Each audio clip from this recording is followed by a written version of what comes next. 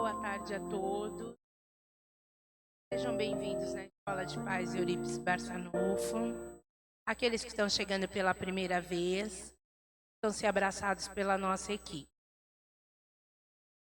Durante a nossa palestra, nós teremos aqui um tarefeiro para aqueles que desejarem fazer perguntas.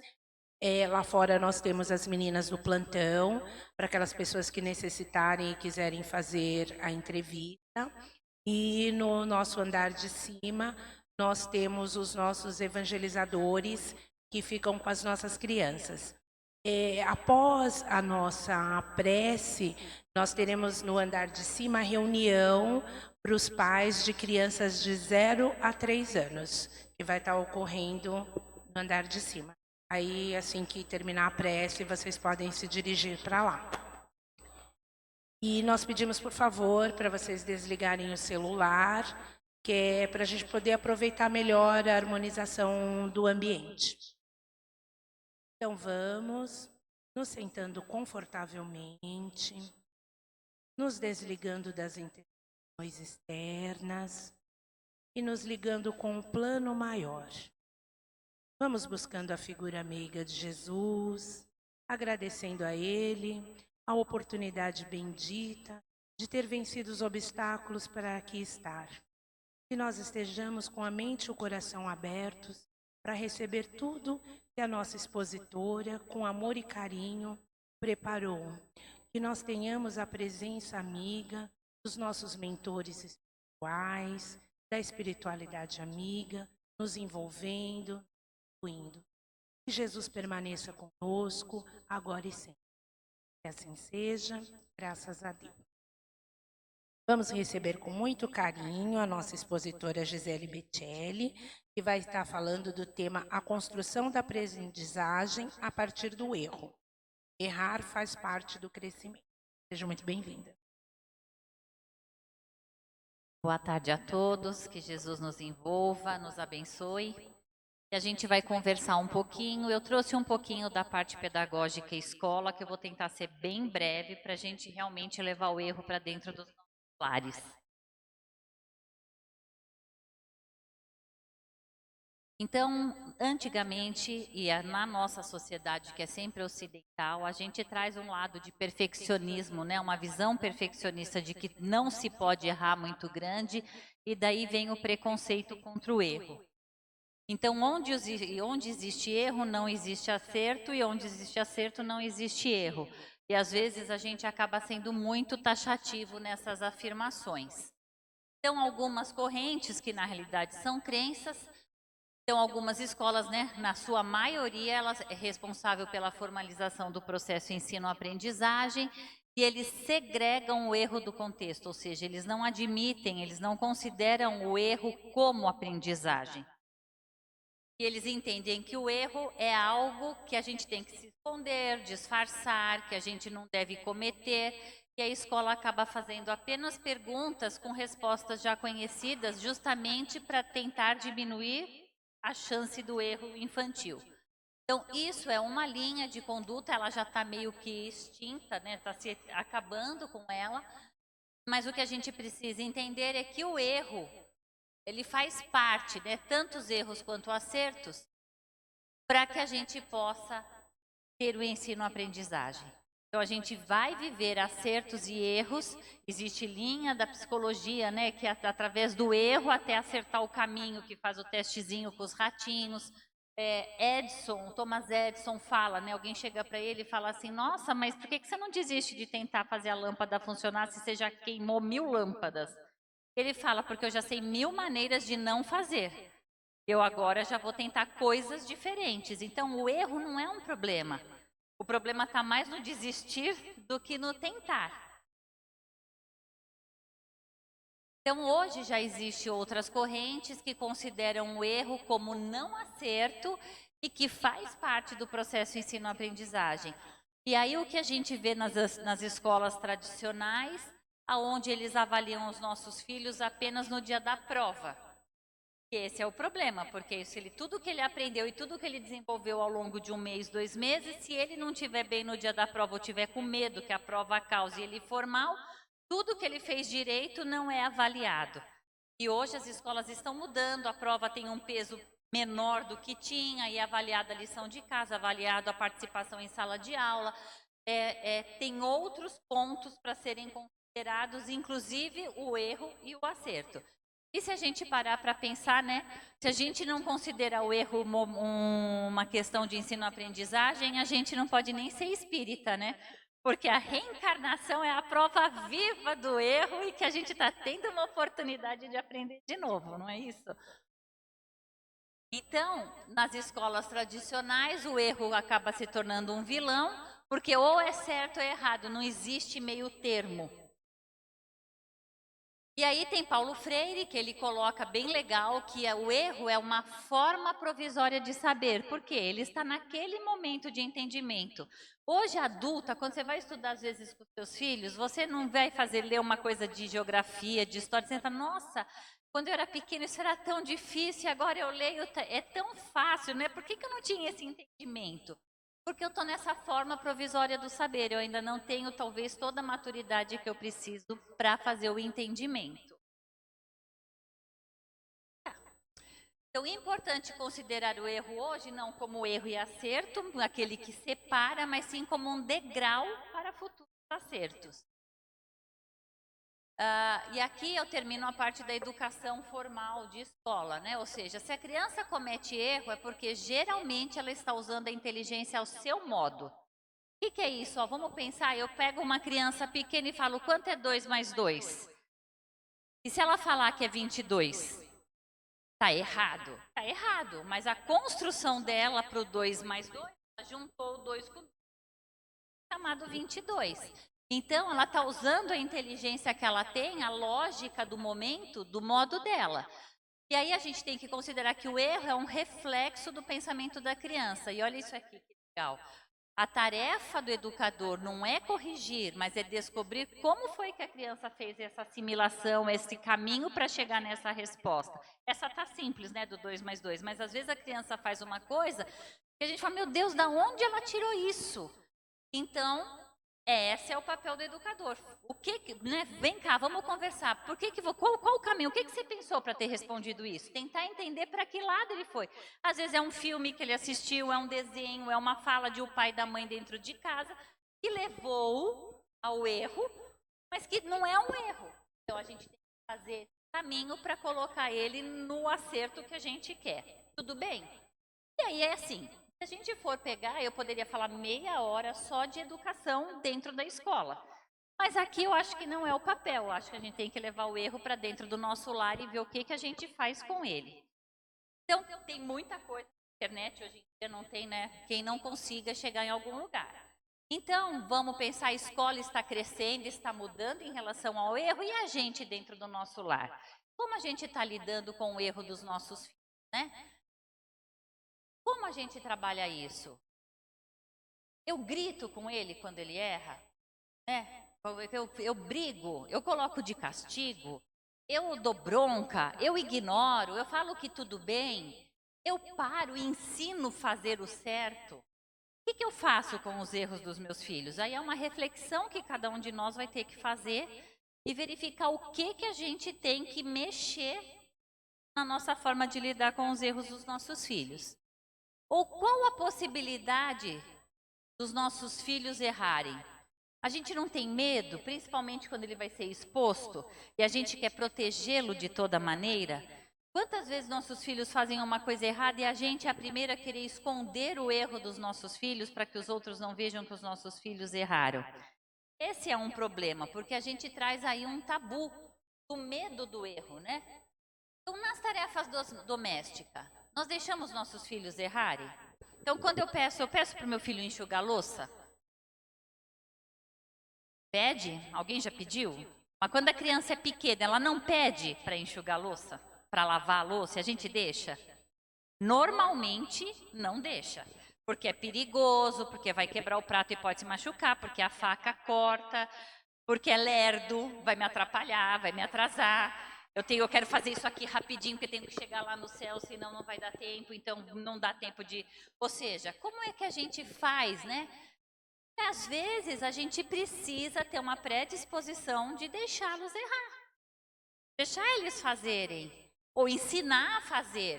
Ah, e aí ele fez errado porque ele não entendeu tudo, ensina de novo, faz junto. A gente tem esse tempo, a gente tem essa disposição.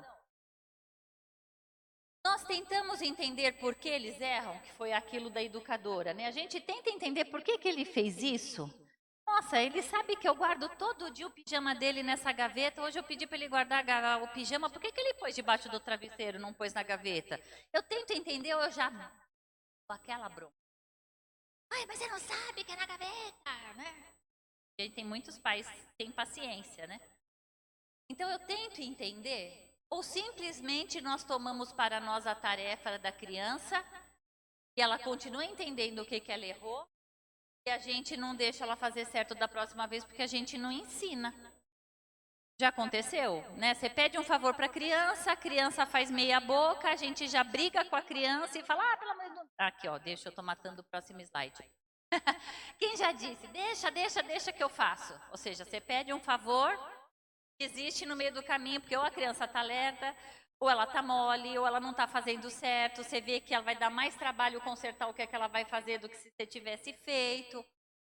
Ou a gente fala, nem sei por que eu pedi. Ou seja, aí você já está rotulando a criança da incapacidade dela, né? Ou seja, nem sei porque sempre dá problema. Então, muitas vezes, a gente não ensina para os nossos filhos. Na maioria das vezes, a gente nem consegue respeitar o tempo das crianças, querendo que ela tenha a mesma habilidade, a mesma rapidez que um adulto. Para ela chegar ao que somos, ela tem que passar pela aprendizagem lá embaixo. Sozinha não, alguém tem que ensinar e alguém vai ter que ter a paciência, porque o tempo dela hoje é devagar, amanhã ela vai fazer mais rápido e depois ela vai fazer mais rápido e ela vai melhorar. Quais as coisas que a gente comete aqui? A gente poupa a criança a infância inteira, que é onde ela tem mais condição de aprendizado, que é do 0 aos 7 anos. A gente não deixa fazer nada por causa de todas as atividades que a gente falou. E aí, quando chega na adolescência, a criança lá com o adolescente com 14, 15 anos, o que a gente fala para eles? Vocês não fazem nada, vocês não ajudam, vocês não colaboram, eu que faço tudo, porque nessa casa ninguém faz nada. Não faz nada por quê? Porque lá na infância, quando ele queria enxugar louça, eu não deixei. Quando ele queria guardar roupa, eu não deixei. Quando ele queria fazer qualquer coisa dentro da casa, que é uma tarefa de todos, eu não deixei, eu não ensinei. Aí eu quero que o adolescente chegue com 14 anos, saia da mesa e tire a louça, quer que lave o copo quando coloca na pia, ou seja, tudo aquilo que eu proibi uma vida inteira e que eu não falava que não era para fazer, eu quero que simplesmente ele desperte na adolescência com toda essa sabedoria. Aí não é nenhuma questão de saber, porque agora ele até pode saber. Vai fazer. Aí vira aquele outro inferno no nosso lar, porque aí começam as discussões, porque você não ajuda, porque você não faz, porque a roupa está no chão, porque a roupa não... Ou seja, a gente vira uma ladainha de reclamação sem fim. É loucura isso que eu estou falando? É muito diferente no lares de vocês? Nos jogos e brincadeiras, nós deixamos nossos filhos perderem ou só ganharem? Então, estou jogando lá um futebolzinho aqui no corredor. Quem ganha a partida? Meu filho de 3 anos ou eu?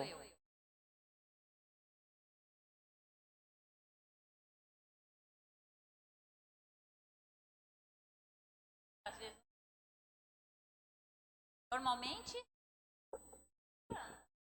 porque você não ela parar de chorar quando ela perder.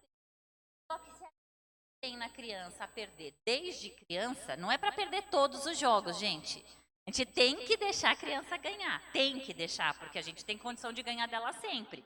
Então a gente tem que facilitar para ela ganhar, só que de cada 3, 4 ganhos, ela tem que perder um jogo, porque ela tem que descobrir que ela não é tudo isso.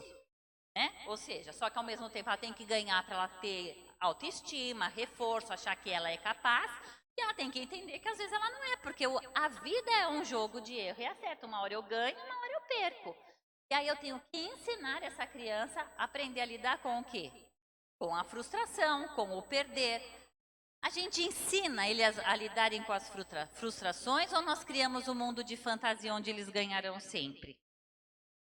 E aí outro erro que os pais de hoje cometem. Antigamente a criança tinha um problema na escola, a gente discutia com a criança. Hoje a criança tem um problema na escola, a gente vai discutir com o diretor, porque a culpa é da escola. Nunca é do nosso. Nunca. Né? Ou seja, eles não são perfeitos, mas a gente acredita que seja.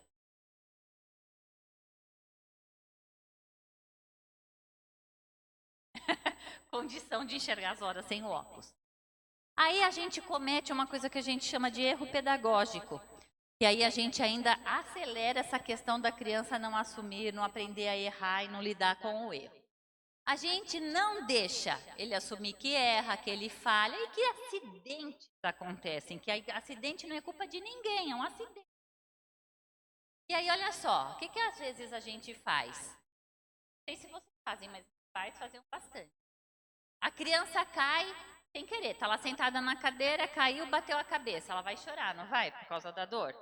Então, ou eu berro, já cata a criança assustada e a criança que nem ia chorar tanto devido ao meu nervosismo, meu desespero e meu desequilíbrio, ou eu faço isso aqui. Vou lá na cadeira e dou uns tapas na cadeira. Cadeira boba, olha, machucou a criança, olha só o que essa cadeira fez. Gente, a cadeira não fez nada.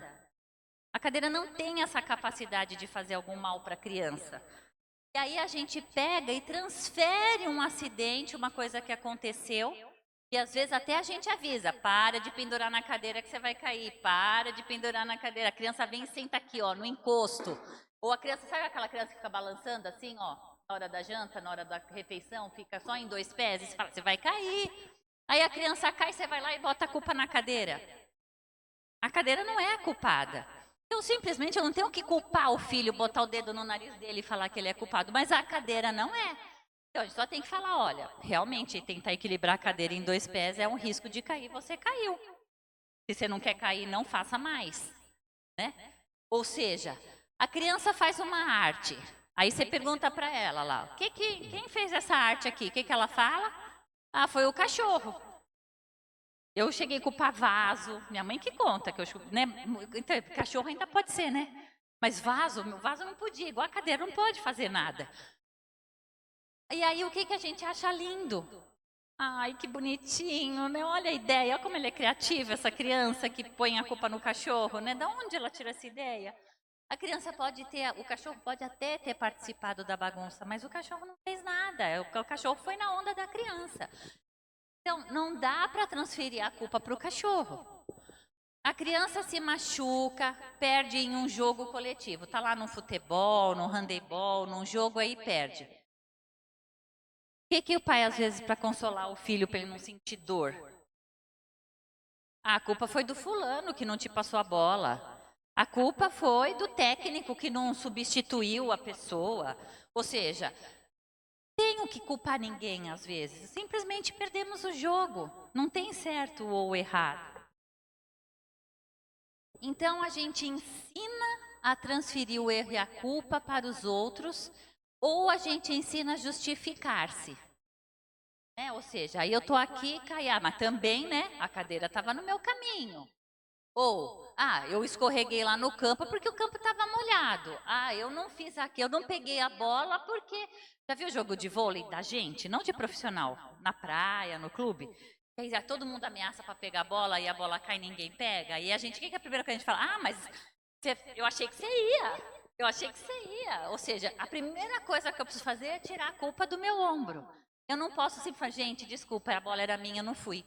Ponto, acabou o assunto. Não, mas eu já preciso tentar resolver e justificar alguma coisa. E para vocês verem como a gente justifica, até elogio a gente não consegue aceitar e a gente fica. Eu vou chegar para você, nossa, como a sua blusa é bonita. Em vez de a gente falar assim, obrigada. Alguém consegue só falar obrigada? Normalmente fala assim, obrigado, mas é velha. Ou, é obrigada, mas eu ganhei da minha amiga.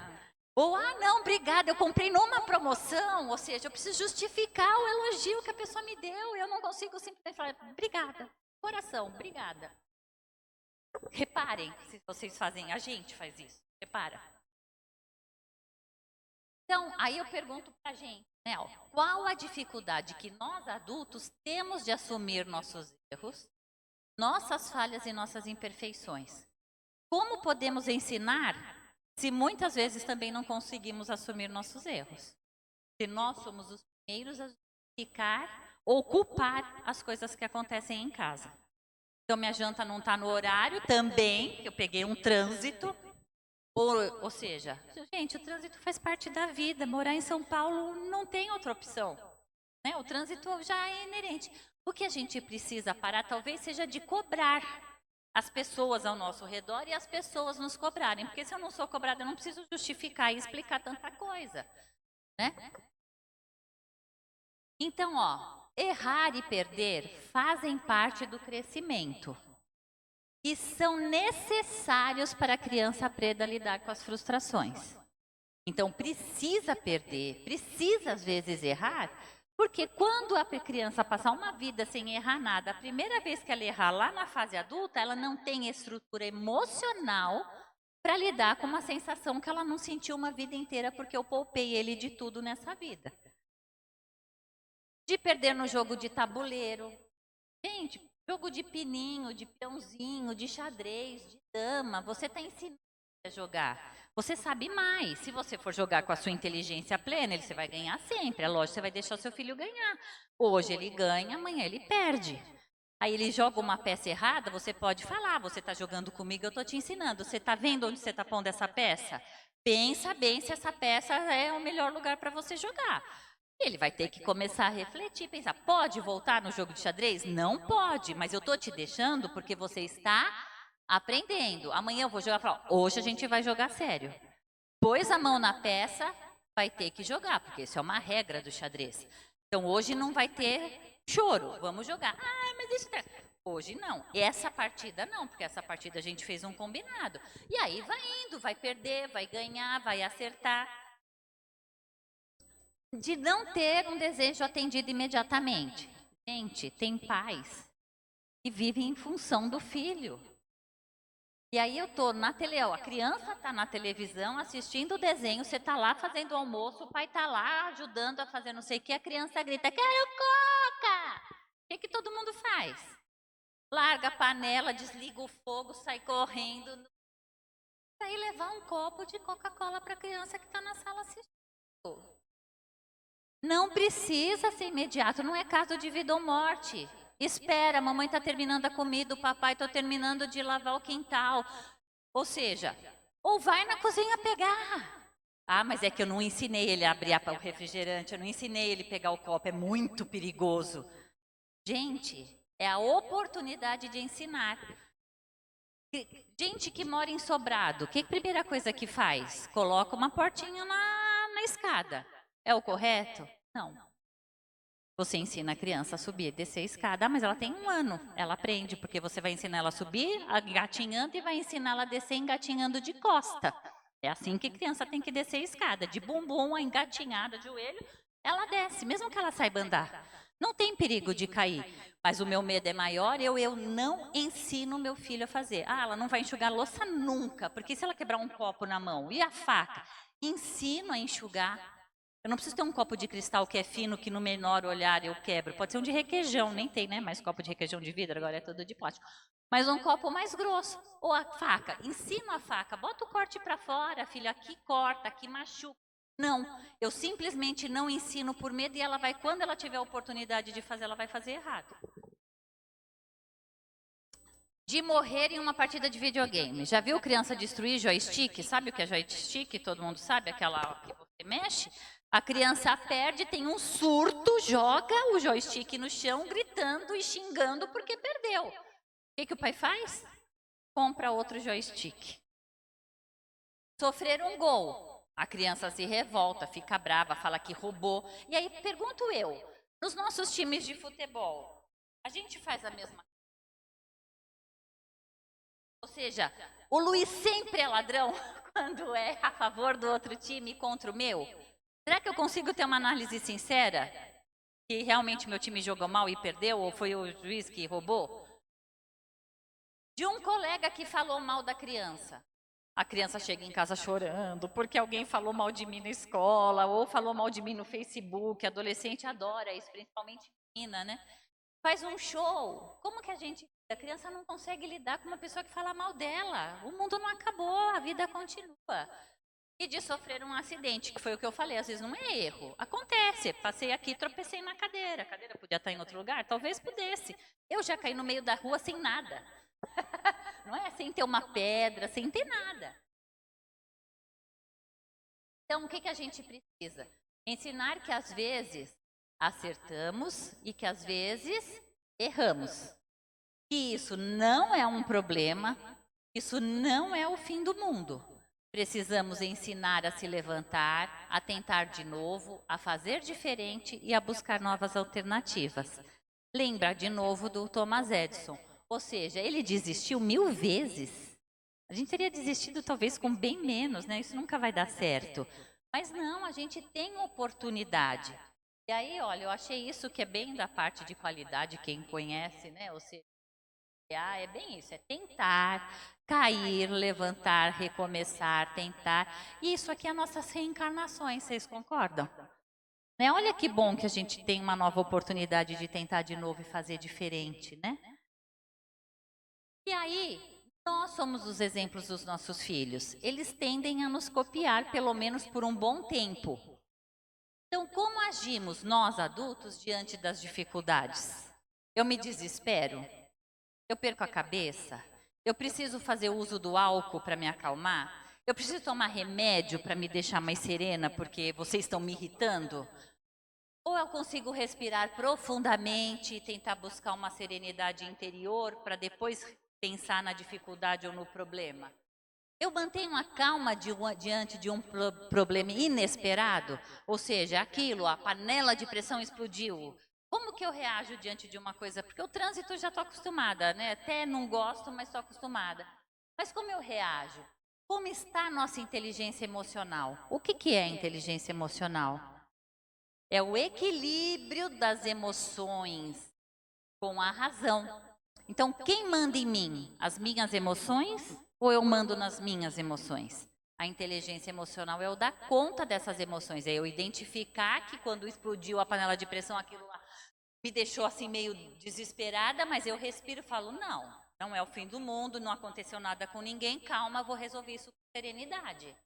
É o dar conta, né? É o meu filho gritar comigo, me desafiar e eu querer pegar o pescoço dele e dar uma porcadinha, não de matar, né? Mas só aquela chacoalhada. E eu respirar profundamente e eu falar, não vou reagir à ação dele. Eu vou tomar a minha atitude. Aí eu vou pensar, eu vou acalmar e vou ver o que eu vou fazer. E aí, eu acho que nós que estamos aqui na escola de paz, a gente ainda tem uma coisa legal. Fora a inteligência emocional, que é fundamental, que a gente tem que ter e tem que ensinar para os nossos filhos, a gente deve lembrá-los e que a gente pode acioná-los a qualquer momento, principalmente nos dificuldade. Então, quando eu estou discutindo, ou quando uma coisa não deu certo, quando o amiguinho fala, quando acontecer qualquer coisa que parece que seja o fim, oremos. Ensina seu filho a se ligar com o mentor, com Jesus, para orar. Vamos lembrar dos ensinamentos do Mestre, vamos confiar a nossa vida a Deus e ensinar isso para os nossos filhos. Calma, tudo vai se resolver. Estamos vivendo aí agora o coronavírus. Gente, se tiver que desencarnar o mundo por causa do coronavírus, nós iremos desencarnar se for a vontade do Pai. Lógico, a gente tem que fazer as nossas prevenções, sempre cabe a nós fazer as nossas partes, mas desespero não resolve problema. E eu consigo ensinar isso para o meu filho ou eu sou a primeira desesperada dentro do meu lar? E aí eu trouxe um filme para que a gente converse, acho que vai dar tempo da gente conversar um pouquinho. Ele é legendado porque ele é em inglês, vocês me digam se vocês estão conseguindo enxergar, tá bom? Tem que vir ele aqui, ó. Ele aciona.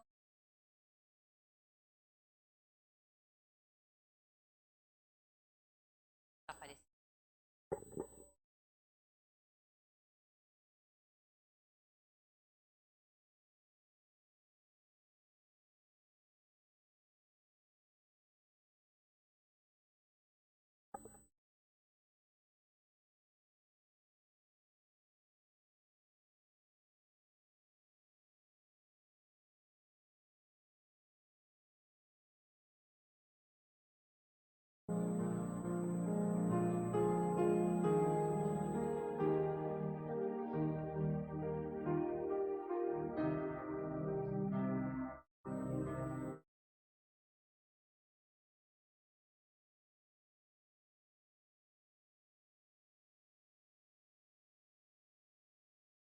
they saw an old coat and a badly worn pair of men's shoes by the roadside. And in the distance, they saw the owner working in the field. The younger boy suggested that they hide the shoes, conceal themselves, and watch the perplexity on the owner's face when he returned. The older boy thought that would not be so good. He said this owner must be a very poor man, looks of his clothes. So after talking the matter over at his suggestion, they concluded to try another experiment. Instead of hiding the shoes, they would put a silver dollar in each one and see what the owner did when he discovered the money. So that's what they did. Olhem a cara do menino que deu a ideia de sacanear.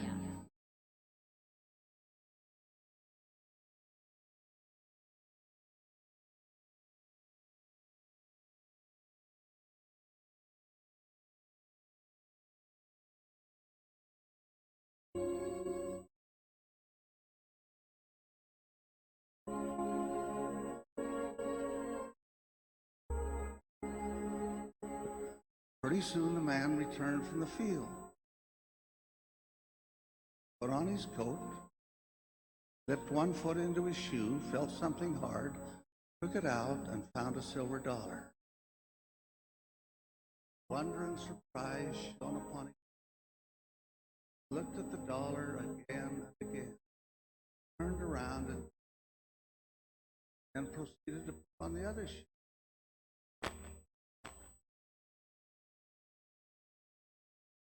When to his great surprise, he found another dollar. His feelings overcame him.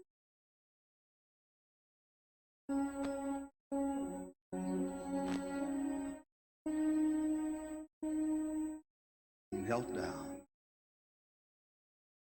offered a loud prayer of thanksgiving, in which he spoke of his wife being sick and helpless, and his children without bread.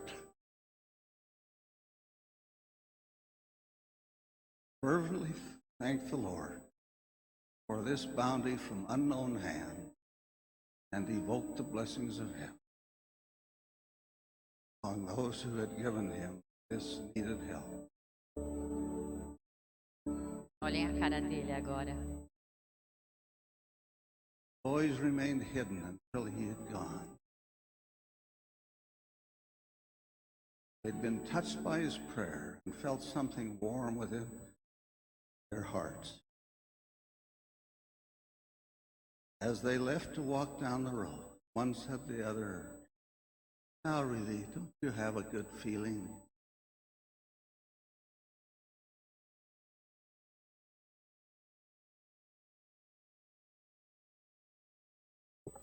E aí eu converso com vocês sobre esse filme, né? É isso que a gente ensina para os nossos filhos? Ou a gente é aquela pessoa que perde o amigo, mas não perde a piada? Não é aquela que sempre que tem oportunidade de tirar o sarro, a gente tira, e é o exemplo que a gente dá para os nossos filhos? Quantas vezes a gente para e resolve mudar as nossas atitudes, e em vez da gente gozar da cara do outro, ver a pessoa desesperada porque não saberia onde está o calçado, porque é divertido para mim, eu consigo fazer uma ação diferente que a contragosto, porque a minha ideia era gozar com a cara do ver o desespero na outra pessoa, alguém vira e fala, não, vamos fazer diferente.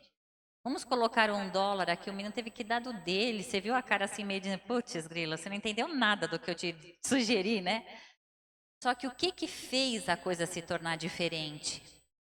O que ele sentiu no coração dele quando o cara orou para Deus e agradeceu a pessoa, o anjo que tinha colocado aquele $1 dentro do sapato? Será que a gente está conseguindo ter ações junto aos nossos filhos, que a gente consiga tocar aquecer os corações dos nossos filhos com as atitudes? Ou a gente acaba tendo atitudes que deixam cada vez mais frio ou desprezo, indiferença com a dor do outro? Hoje a gente vive uma coisa que na minha infância não existia, que era bullying, porque se tirava o sarro e ninguém tinha problema. Hoje tem o bullying, mas isso aí é bullying. né? Você pegar e esconder o sapato porque você acha legal ferrar com o outro, tirar o sarro do outro. Será que nós estamos tendo dentro do nosso lar atitudes boas? Às vezes a gente é a primeira a falar assim, esconde lá do seu irmão. Mas não sei o que, a gente dá ideia às vezes do avesso para brincar. É brincar. Gente, não existe brincadeira onde uma pessoa sai infeliz dela. Ou a gente faz todo mundo feliz com a nossa brincadeira, ou ela não é uma brincadeira. E a brincadeira de mau gosto? Não é brincadeira, é só mau gosto. Então a gente precisa começar a rever as nossas atitudes diante dos erros que nós cometemos, os erros que os nossos filhos cometem, para que a gente comece racionalmente a tomar posturas diferentes, aonde a gente comece a aquecer os corações dos nossos filhos através dos nossos exemplos e as nossas atitudes. Que Jesus abençoe. Acabou? Né? Tem mais um minutinho, né? Depois vai ser as perguntas. Mas é isso que eu queria trazer para vocês, ou seja, o erro acontece para todos, estamos nós aqui reencarnando novamente devido às nossas falhas. O que a gente espera é sair dessa encarnação melhor do que a gente entrou, e nós temos um papel, nós somos espíritos educando espíritos, reincidentes, que estão no barco com a gente. E a gente está tendo a oportunidade de ensiná-los para que eles saiam melhor dessa encarnação. E às vezes, com o nosso erro no amar, achando que amar é fazer todas as vontades, a gente está criando monstros e pessoas indiferentes com os outros, aonde estão preocupados só com os próprios umbigos. Então, o que eu queria era que Jesus realmente abençoe os nossos corações para que a gente consiga, na hora do erro, porque a gente não se transforma porque assistiu um vídeo, né? A gente não se transforma porque assistiu uma palestra ou porque leu Jesus, mas que a gente comece a ter esse vigiar, esse discernimento e ter a coragem de se desculpar para os nossos filhos quando a gente passa do limite, quando a gente passa da conta. E o se desculpar não é virar capacho, porque normalmente a gente fica nesses extremos, né? Eu vou lá, tenho um ataque de autoritarismo, aí eu me arrependo, porque era tudo que eu não gostava do meu pai, aí depois eu vou lá e sou permissiva com tudo para tentar compensar o autoritarismo que eu causei ali atrás. Eu tenho que ter o bom senso de falar, filho, eu vim te pedir desculpa pela forma que eu falei, não o que eu disse. Porque o que eu disse tinha que ser dito. Eu só não disse da melhor forma possível, né? E aí eu não estou virando capacho, dando tudo para compensar. Não, porque ele pisou na bola. Só que eu errei na forma de berrar, gritar, estrangular o pescocinho, né? Mas eu tenho que pedir desculpa da forma, mas não o que eu falei, tá bom? Gente, obrigada. Acho que depois tem um encerramento, aí depois se tiverem alguém que quer perguntar alguma coisa.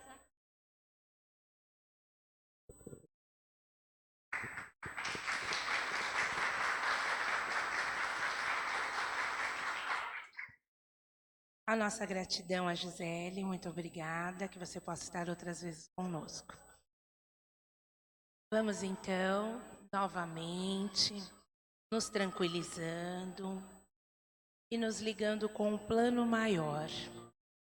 Vamos buscando a figura amiga de Jesus, agradecendo a Ele a oportunidade bendita de tudo que nós tivemos oportunidade de aprender. Que esses ensinamentos tão valiosos possam ter tocado os nossos corações, que nós tenhamos no nosso lar, no nosso trabalho, no nosso convívio com outras pessoas, a oportunidade de colocar em prova esses ensinamentos tão valiosos. Que nós sejamos exemplo no nosso lar, junto aos nossos filhos.